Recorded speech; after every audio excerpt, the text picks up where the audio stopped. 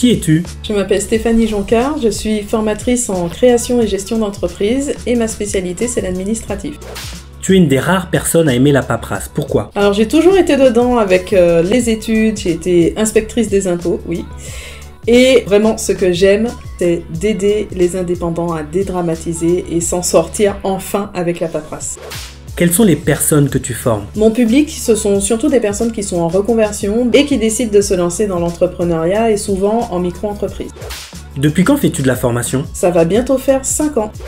C'est quoi ta méthode pour les former? Ma méthode, c'est surtout de donner une vision globale pour vraiment comprendre comment ça fonctionne et à partir de là, pouvoir être assez autonome pour gérer même face à des situations qui peuvent être un peu particulières. Tu es plus présentiel ou distanciel? Aujourd'hui, je fais seulement du distanciel, mais j'aimerais passer au présentiel aussi, à côté du distanciel. Comment vois-tu ton avenir? Mon avenir, finalement, je le vois assez proche de ce que j'ai aujourd'hui parce que j'aime beaucoup le modèle du formateur indépendant qui travaille avec des freelances, avec d'autres indépendants, sous forme de différents partenariats.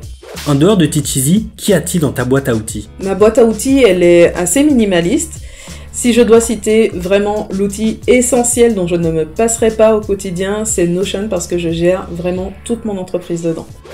Raconte-nous ton plus grand succès. En tout cas, ma plus grande fierté, on va dire que c'est le fait d'avoir osé quitter la fonction publique alors que j'avais quand même passé un concours assez difficile pour me lancer à 100% dans l'entrepreneuriat. Raconte-nous ton plus gros raté. D'avoir passé des semaines, des mois à créer un nouveau programme et finalement qu'il ne se vende quasiment pas.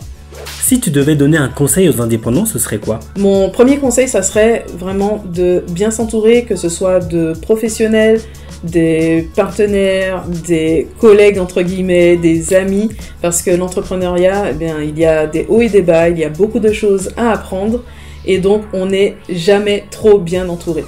Comment fais-tu connaître ta formation? Je fonctionne surtout avec de la création de contenu, donc avec un blog, un podcast, Instagram aussi.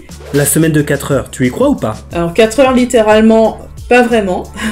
Mais qu'on puisse travailler assez peu, ça j'y crois et c'est une idée qui me plaît bien. Qu'on puisse adapter son mode de vie, ses objectifs, son modèle d'entreprise finalement à ce qu'on aimerait vivre au quotidien.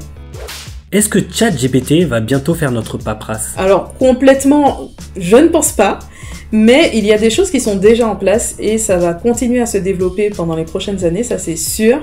Mais je pense qu'on aura quand même besoin de quelques humains pour pouvoir prendre du recul et prendre des décisions.